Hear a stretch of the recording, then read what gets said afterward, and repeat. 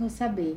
E hoje, com muita alegria, tratando de meninos, meninas inteligentes, brilhantes. Nós vamos falar sobre mentes brilhantes, enxergar, estimular e incluir estudantes com altas habilidades.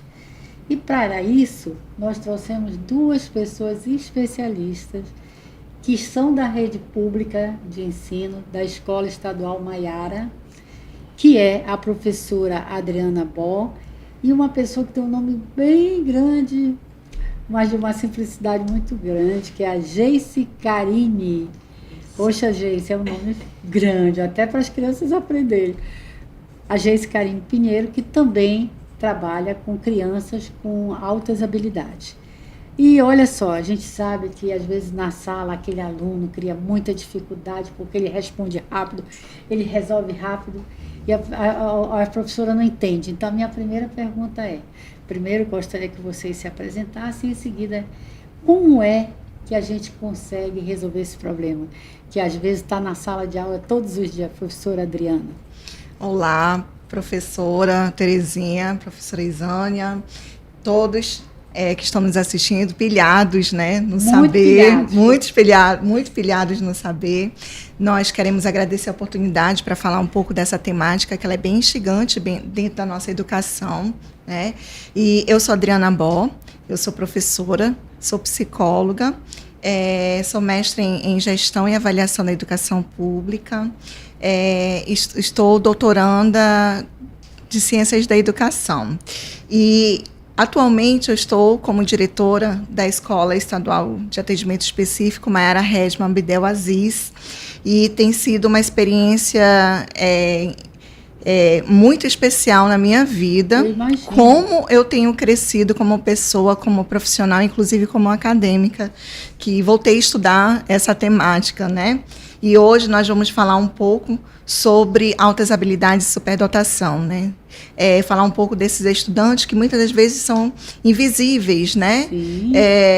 E nem sempre, professora, no dia a dia da escola, eles se demonstram, eles se manifestam como brilhantes. Às vezes eles têm sim um cognitivo muito evoluído, assim, muito um potencial cognitivo muito grande, mas às vezes aquele ambiente não demonstra interesse, então ele não tem um bom desempenho na escola, ele não tem um bom rendimento na escola, muitas das vezes ele está quase evadido da escola, né?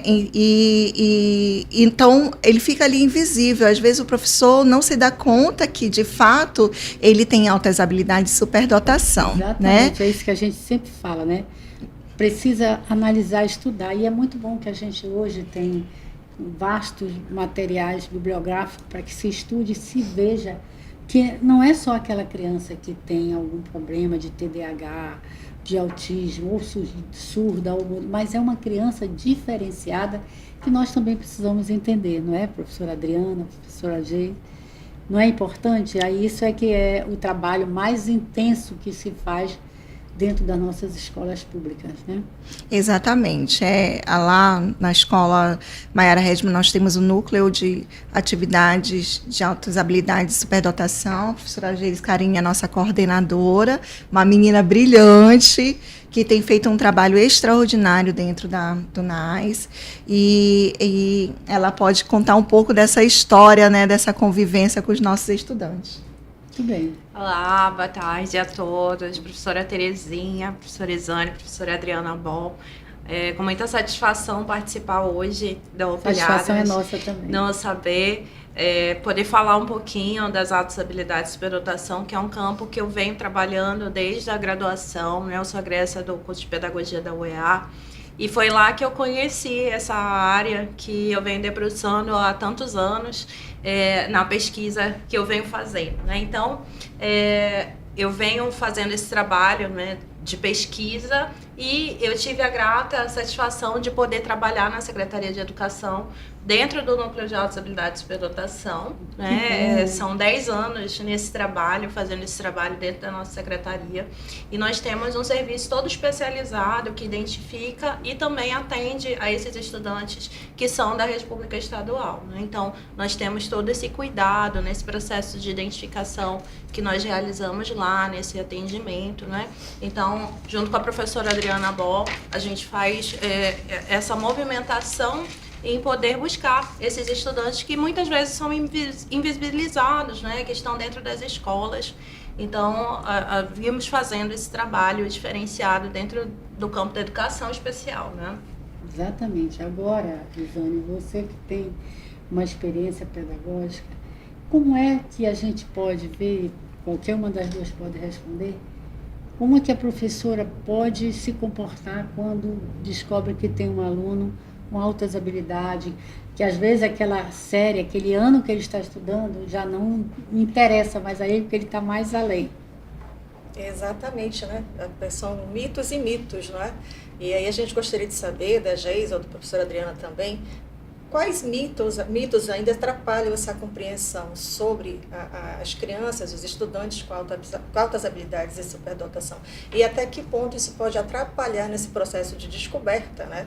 Porque, na verdade, às vezes a gente precisa usar uma lupa para enxergar realmente esse estudante. Porque eu creio que no Amazonas nós temos um quantitativo bem maior do que aquilo que a gente tem hoje documentado, né? Mas quais são os mitos ainda que existem? O principal mito que acontece superdotado é o melhor em tudo.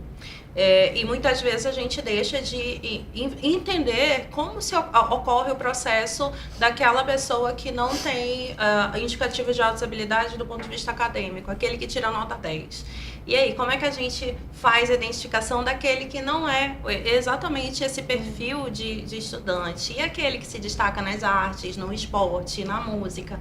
Então, esse mito que toda pessoa com altas habilidades de superdotação, ela vai ser aquele estudante nota 10 em tudo, é o que mais traz impacto, na verdade, para que a gente possa identificar esse público, né? Então, esse é o que mais interfere, né? E outros mitos também, que há uma incidência de crianças superdotadas em classes mais elevadas socialmente. Há um mito que muitos meninos são superdotados em detrimento a meninas, e na verdade muitas meninas têm comportamentos mais quietinhos e a gente acaba não percebendo, não descobrindo essas altas habilidades, né? Então são muitos mitos que acabam interferindo da gente identificar esses meninos que muitas vezes ficam invisibilizados por conta desses tantos mitos que vão assolando a sociedade ao longo dos anos, né? E dizem assim, na prática do dia a dia,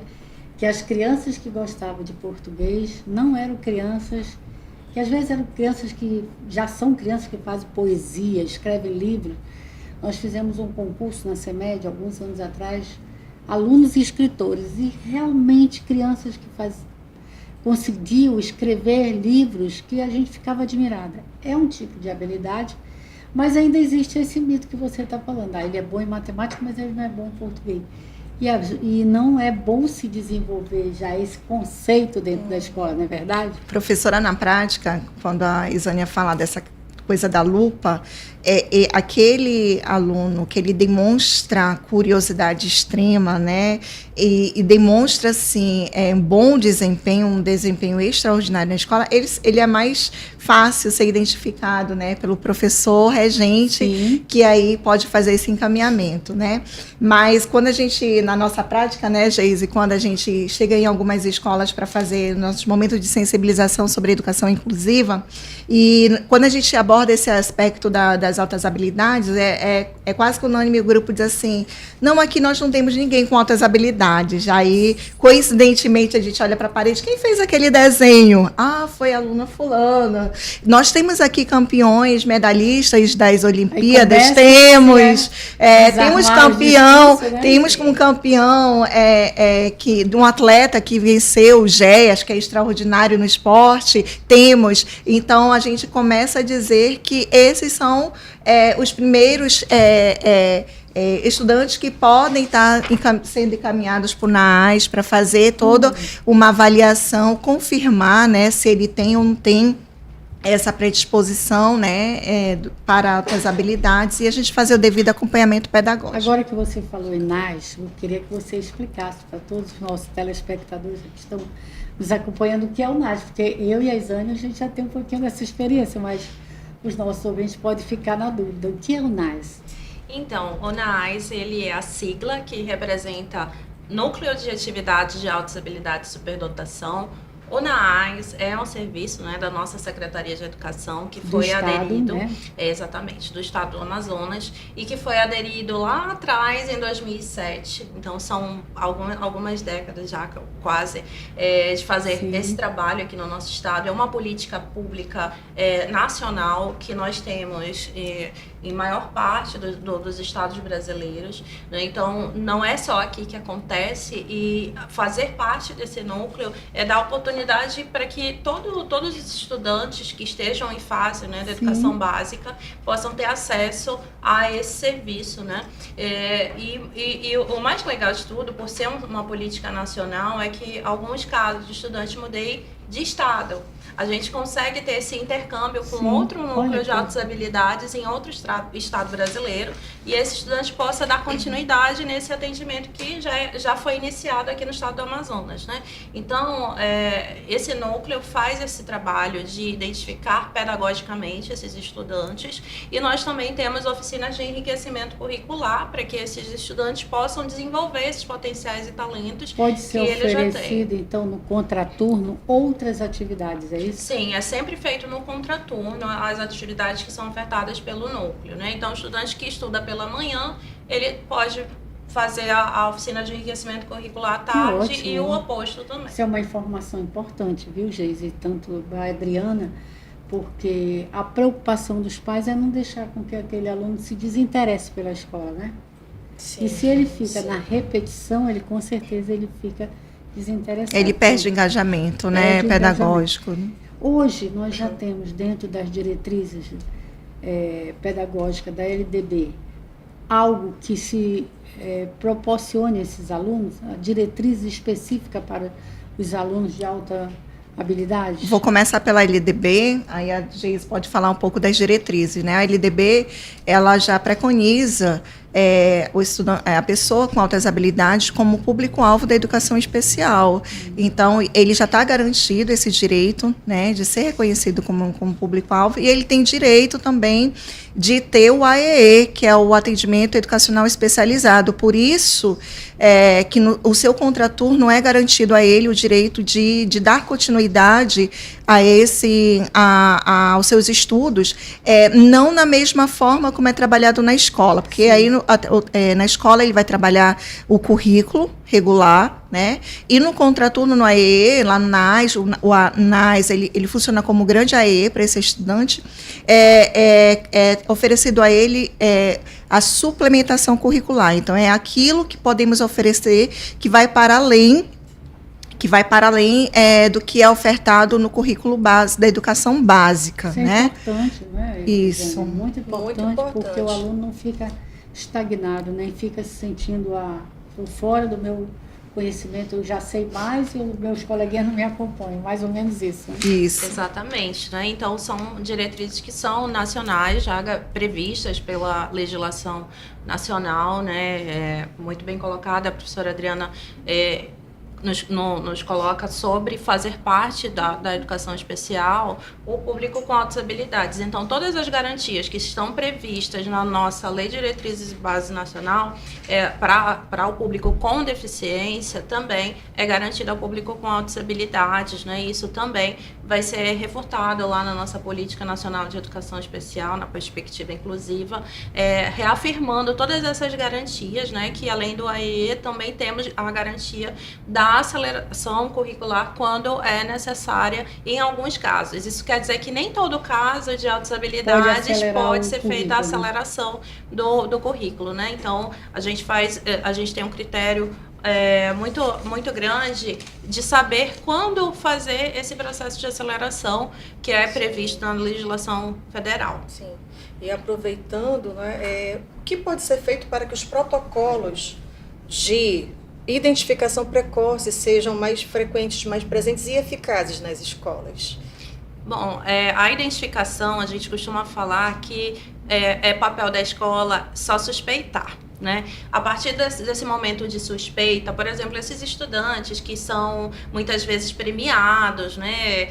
São estudantes que se destacam, esse estudante que lá na educação física tem um bom desempenho na parte esportiva, né? Então, esse é o papel da escola, fazer essa pré-identificação. Autodidata na música. Né? Essa pré-identificação antes mesmo de passar por uma avaliação multiprofissional com especialistas. Não sei se eu estou enganada, eu quero até um pouco a opinião de vocês.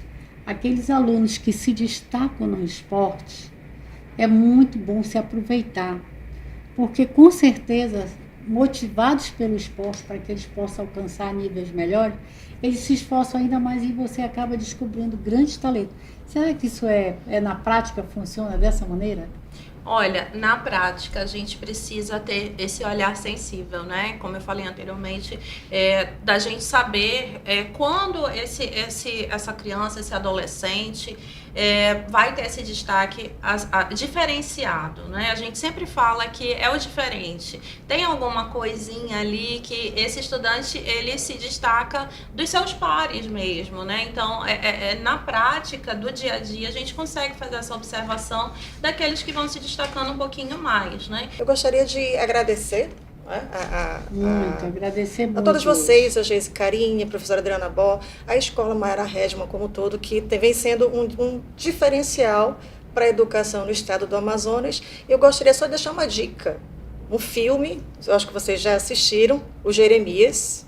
O nome do filme é O Jeremias, que é sobre altas habilidades de superdotação, para quem quiser conhecer um pouquinho mais, mas também futuramente, quem sabe, vem Altas Habilidades de Superdotação, parte 2. Para a gente continuar essa conversa gostosa. Com certeza.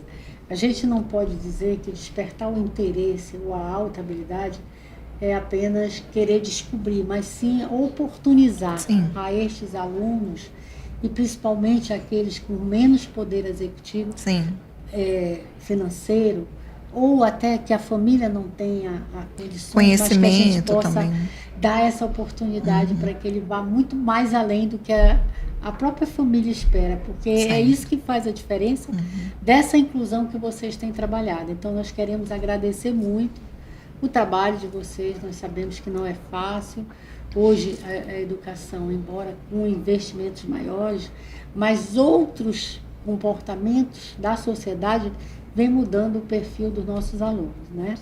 E essa é a nossa responsabilidade. Então, queremos agradecer, deixando aí alguns minutinhos que faltam para as suas considerações finais. A Secretaria Estadual de Educação já tem avançado bastante dentro dessa questão do enriquecimento curricular. Já temos hoje uma diversidade de projetos e programas que diversificam o ensino e aprendizagem dos nossos alunos nas escolas. Hoje nós temos o Caminho das Ciências, que é um laboratório móvel, temos o Espaço Maker, temos o ensino de robótica. Hoje nós temos muitos recursos que a gente pode estar dinamizando e enriquecendo o currículo desse aluno nas nossas escolas.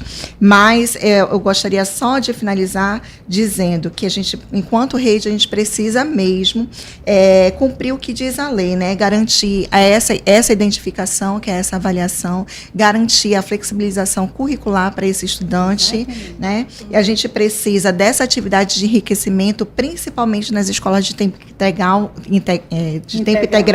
que a gente tem o tempo disponível para a gente diversificar esse currículo, né? E propor para os nossos estudantes ambientes de aprendizagem que favoreçam a criatividade, a autonomia e o protagonismo da aprendizagem dele. E tudo isso vai evitar que ele tenha esse sofrimento pedagógico, né? Que ele se sinta menos acolhido ou pouco engajado dentro da escola. Muito bem. Olha, a gente não tem mais nem tempo, mas eu quero agradecer muito a presença de vocês e o enriquecimento que foi essa tarde com os temas que nós trouxemos. Então, muito obrigado. E a gente sempre termina assim: quem sabe mais, Pia. Tchau, tchau, gente. Obrigada.